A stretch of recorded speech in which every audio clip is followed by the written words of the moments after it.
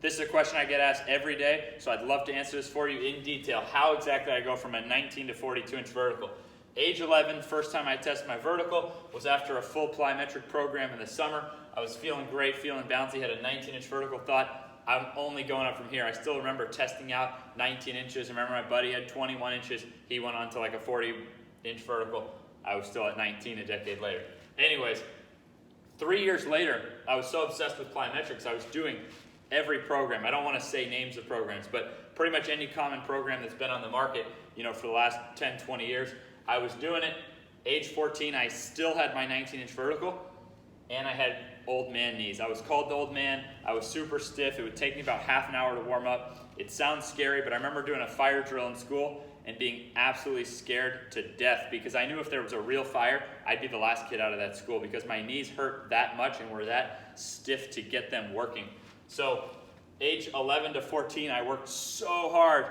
My goodness, you could ask my middle school teacher. He said he's never seen anyone more obsessed.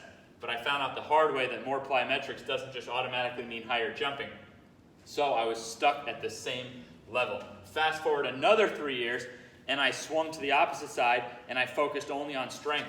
I more than doubled my bench press and deadlift, gained a ton of muscle, did box squats religiously. So my hips, my upper body were way stronger, but I was still stuck at that 19-inch vertical.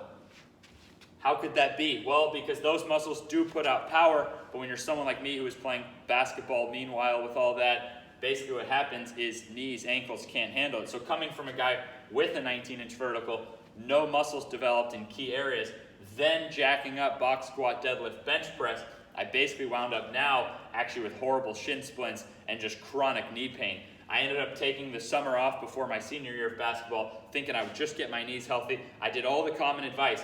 I avoided anything knees over toes. No knees over toes. Box squat, I was very sure not to let my knees over toes. I thought I did it. I thought I figured out how to get rid of my knee pain. I was feeling great. Went into the season, boom, blew out my knee. That exact advice of avoiding my knees in the weight room is what led to fully tearing my knee. After this, I got an MRI. Said torn ACL and a bunch of other stuff. And I operated on certain things, didn't operate on others. They even told me that back when I was 14, I actually had some kind of fracture issue in my kneecap, and for 4 years I'd been playing with just a big chunk of my kneecap floating there, and I went, oh, that's the reason for that chronic pain. I had this weird pain that was accompanied by my knee dislocating. It was kind of scary. And then 2 years after my surgeries, which was pretty gnarly, I remember going in for a doctor's visit, going backwards with a walker, and the doctor telling me how much I was inspiring other patients, because if this kid is strolling in and he can't even walk forwards because I couldn't even get my leg to go forward, and this was like months after surgery, it inspired all these other older patients. They're like, hey, at least I'm not as bad off as him. I remember that moment being like so pissed at that doctor because why would you tell me that? That just made me depressed as heck. So anyways, the point is I was in a bad place after these surgeries. There were some, you hear of your typical things, ACL, LCL, MCL. I've had injuries to all these, meniscus. I have a dead guy's meniscus. But I even had like some weird issues that only occurred because of how early I started screwing up my body. So this fracture in my kneecap, they put some like plastic in there, but it had a lot of swelling effects. I couldn't bend my knee. It was a lot of stuff going on with that. So 2 years later, I'm trying everything I can rehab-wise. Now I'm that guy who spends an hour on the foam roller and knows all this different stuff and has read thousands of pages, but yet I'm still stuck at that 19-inch vertical, and I'm really immobile and still can't really play basketball. Like if I go play, then the swelling is too great. I can't play for a week after that, not to mention my movement is so poor, no athleticism. All of a sudden, 1 year added a foot to my vertical. Knee pain was gone and played a full basketball season. So from 18 to 20, I'm painting walls, saving up money, hoping that I can get the chance to play college basketball. I end up going to this place at 21 where it gives you a chance to basically get recruited. And from there, I got full college scholarship. And if they would have seen me, though, at the start of the year, there's no way I would have gotten a scholarship. The in-house recruiter said I had no chance of getting a scholarship. But I defied the odds, got a scholarship. I lied to the school and said that I had a trainer. I didn't really have a trainer. I had just started experimenting with knees over toe stuff, and that's the only reason I even went to this school. I thought at 19 I might play again. I thought at 20 I might play again. Then this summer when I was 21 is when I started knees over toe stuff. Within 2 weeks of that, I knew this was different. I knew this is what I had missed the whole time, because it's going to allow me to build strength, but in the areas that handle the force the rest of my body can put out. And it's going to give me strength, but actually through my knee itself, so that I can play basketball. I already learned how to avoid knee pain in the weight room, but that didn't protect me on the basketball court. So this was a massive change for me, changed my whole life. You would think that I would have only kept going up from there, but that's actually not the case. The system is so structured the way it is. I was still brainwashed yet again, and for the next 2 years after that, I thought, oh, my knees don't hurt now, I'm rehabilitated, now I go back to the glute strengthening and hip thrust. So then I spent the next 2 years as the hip thrust guy, activation drills, jacking up, my deadlift again, all the same mistakes I had made. Why would you change anything if you're going up? But I was going up using things that no one said, oh, you can get to a 40-inch vertical with this route. So I thought, okay, I've finished a rehab phase now.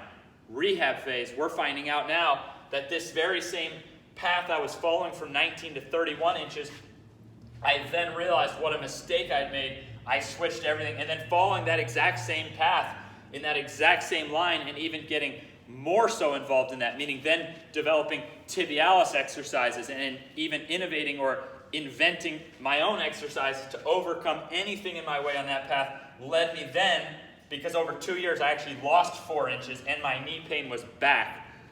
That was depressing. To come all this way, get to a 31 inch, I could barely dunk here. I could dunk if the rim was a little bit low, or if I was having a really bouncy day, I could just barely dunk with that 31, and only one plan, of course. So that's, you can see this, the 27 to 42 inch over the last 4 years, that's now uncovering everything. How to balance my plants, what legs am I landing on, all these little details that have to do with this unorthodox path. And so that was brutal, to lose my vertical, to not be able to dunk anymore after I worked so hard, to have the knee pain come back was just horrifying for me. I thought I would need more surgeries, but I realized what a fool I had been to drop the very thing that put a foot on my vertical in a year. And now it's really just been a consistent climb of having to just overcome the next barrier, the next barrier, the next barrier, where now I'm just like in this smooth area now where my knees actually have freakish health. I can do things other people can't. I can go to the court and I can practice 100 dunks, and I can do crazy depth drops, and I can experiment with things, and I can do all kinds of stuff now. And this was last testing 42, but I'm getting my Vertec back so I can keep testing, because I'd like to keep this going up. But even in this 27 to 42, things happen such as being able to dunk. I could never dunk with a right-left step. Now, if you see some of my jumps, you actually see I jump just as high right-left now as I do left-right. There's the discovery of which legs people land on. There's now the dedication. I now spend more time working on jumping off one foot than I even do off two to bring those up. My speed dropped from, I couldn't break 5 seconds in a 40. Now I've run a 4.47. No one graduates college running a 5-second 40, unable to break 5. I couldn't break 5, even with a very friendly buddy on the clock. I could not break. That's when I knew I really couldn't break 5 seconds in a 40. But I was known for how slow I was still, even after college. So 27-inch vertical is quite poor. Can't break 5 seconds of 40. So if you're 23 years old, 27-inch vertical, can't break 5 seconds. I've now just smoothly, by going on this alternative path of basically being able to handle any force I put into my body, I can now handle it. So I can go run as hard as I want and jump as hard as I want and adapt from these things. So I get the same benefits that I had back almost 20 years ago when I did plyometrics, when I did have some enough strength to handle some force before my body deviated what it should have been. Now I can actually do these things. I can just go jump and my body will adapt to jump higher. But I also understand the balance of jumping. So I've innovated or created a ton of things that have now made this possible, and that now tons of other people, I've put a foot or more on their vertical. Even at top level guys, you'll now see almost all of the top dunkers in the world now use some piece of what I've discovered in this area, because it just makes sense. It's not whether you call it inventing something, whatever. It's more like just observing things. Between 27 and 42, I already went through the system so much, yet was still here standing and trying to go forward, that I got my head out of the regular system enough to just observe how to keep going. So now I don't care. I'm trying to write the story now of how the heck did I go from 42 to 50. So that's now everything I've learned up to this point. My personal program, all the programs I create, we're now looking in this area, and we're seeing Connor is actually making this kind of a jump.